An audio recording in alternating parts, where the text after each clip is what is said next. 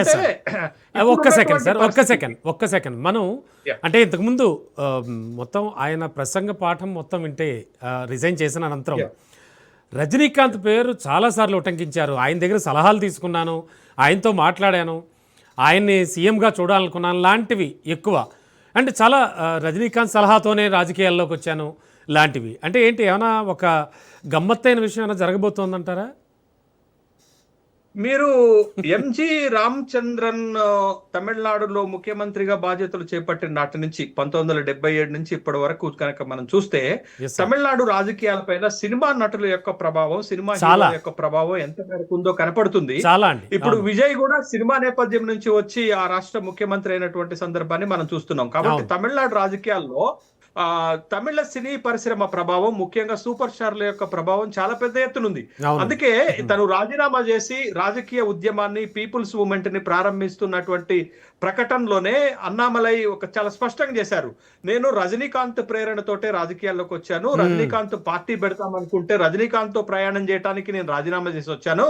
కానీ రజనీకాంత్ పార్టీ పెట్టకపోవటం వల్ల నేను బెటర్ ఆప్షన్ గా బీజేపీకి వెళ్ళిపోయాను అనేటటువంటి ఒక మాట చెప్తూ రజనీకాంత్ ని ఇంకొక తమిళ సూపర్ స్టార్ అజిత్ ని వాళ్ళిద్దరు సపోర్ట్ తోటి రాజకీయాల్లో నిలదొక్కునేటటువంటి ప్రయత్నం చేయబోతున్నారా అనేటటువంటి ఒక అభిప్రాయం అయితే చాలా స్పష్టంగా కనపడుతుంది.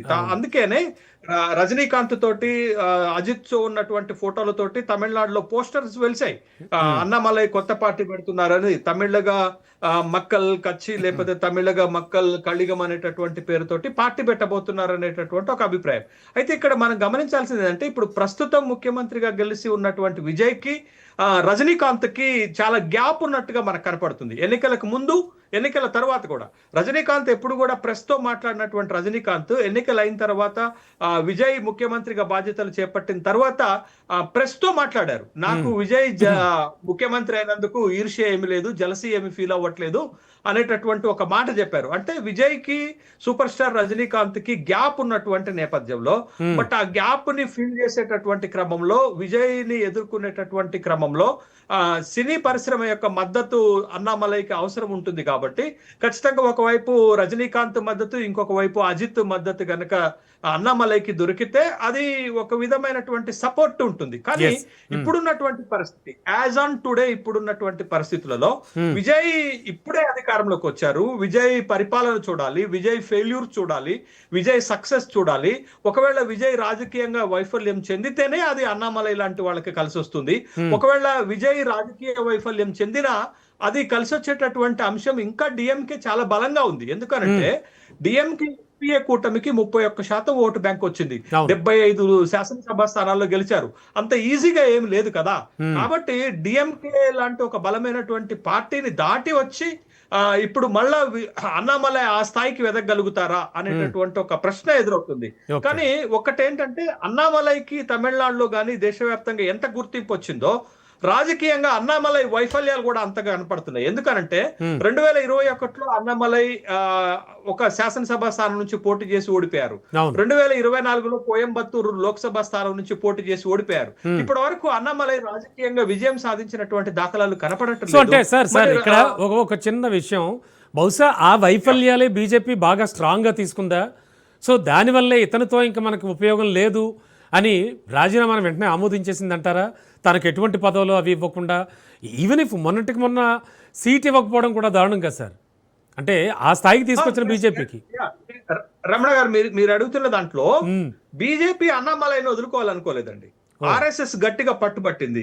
అమిత్ షాకి, మోడీకి చాలా స్పష్టంగా చెప్పారు, అన్నామలైని పార్టీలో ఉంచేటటువంటి ప్రయత్నాలు చేయండి, అన్నామలైని వదులుకోవద్దని చెప్పినప్పటికి కూడా అన్నామలై ఒక స్ట్రాంగ్ డెసిషన్ తీసుకున్నాడు. ఆ స్ట్రాంగ్ డెసిషన్ కి కారణం ఏంటి అని అంటే, బీజేపీ ఏఐడిఎంకే పొత్తు కలిసి ఉన్నంత కాలం అక్కడ అన్నామలై మాట నెగ్గదు. తర్వాత అన్నామలైకి ప్రాధాన్యత తగ్గిపోయింది కాబట్టి మళ్ళా ఆ స్థాయి ప్రాధాన్యత నాకు బీజేపీలో దక్కేటటువంటి అవకాశాలు లేవు అని బలంగా అన్నామలై నమ్మారు. కాబట్టి ఇక బీజేపీలో ఉండటం ద్వారా తన రాజకీయ భవిష్యత్తు పెద్దగా ఉపయోగం ఉండదు అనేటటువంటి ఉద్దేశంతో తప్పుకున్నటువంటి అంశం చాలా స్పష్టంగా మనకి కనపడుతుంది. సార్ ఇప్పుడు మీరు చెప్తున్నట్టుగా సరే, ఒక సరికొత్త పార్టీ పెట్టి తను చెప్పినట్టుగానే ముందుకు వెళ్ళినప్పుడు మనం ఒక బలమైన చాలా పవర్ఫుల్ పవర్ సెంటర్ని మర్చిపోయాం. అంటే మర్చిపోలేదు, స్టాలిన్ నథింగ్ బట్ అంటే మీకు తెలియంది కాదు స్టాలిన్ కొన్న ఫాలోయింగ్ కానీ ఆయనకున్నటువంటి ఆ పార్టీకి ఉన్నటువంటి వాల్యూ కానీ. సో ఈ ద్రవిడ పార్టీల నుంచి వేరుగా అంటే ఒక డిఫరెంట్గా ఈవెన్ ఇఫ్ వెనకాల రజనీకాంత్, అజిత్ లాంటి వాళ్ళు ఉండి మరో పార్టీ పెట్టి ఆ టైప్ ఆఫ్లో నెగ్గుకు రాగలడా అన్నామలై?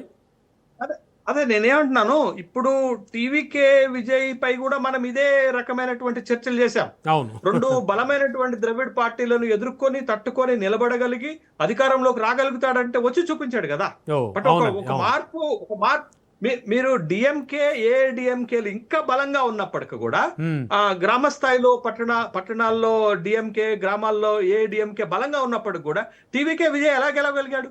గెలిచాడు కదా. అంటే సో ప్రజలు సో ఒక మార్పు అంటే మీరు అనేది కోరుకోవాలని ఏంటంటే గుర్రం ఎగరావచ్చు అంటారు. అదే అదే కదా.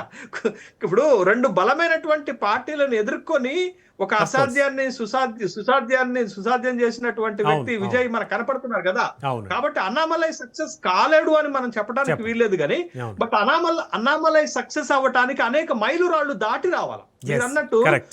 ఒక బలమైనటువంటి రెండు ద్రవిడ పార్టీలను దాటి వచ్చి విజయ్ కి ఒక బలమైనటువంటి ప్రత్యర్థిగా నిలబడటం ఒక సక్సెస్ అయితే, విజయ్ ని రాబోయేటటువంటి ఎన్నికల్లో ఓడించి తను అధికారంలోకి రావటం ఇంకొక సక్సెస్ అవుతుంది. బట్ అన్నామలై చేయాల్సిన ప్రయాణం 100 కిలోమీటర్లు ఉంది.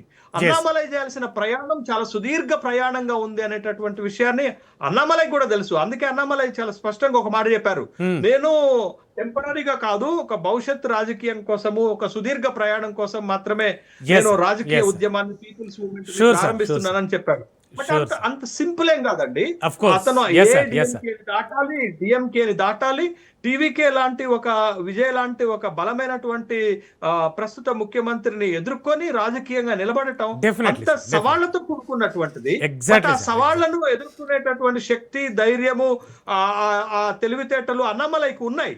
బట్ అన్నామలైని భారతీయ జనతా పార్టీ సరిగా ఉపయోగించుకోలేకపోయింది. అది భారతీయ జనతా పార్టీ ఫెయిల్యూర్ గానే మనం చూడాలి తప్ప అన్నామలై ఫెయిల్యూర్ గా మనం చూడలేకపోవచ్చు. Sure sir.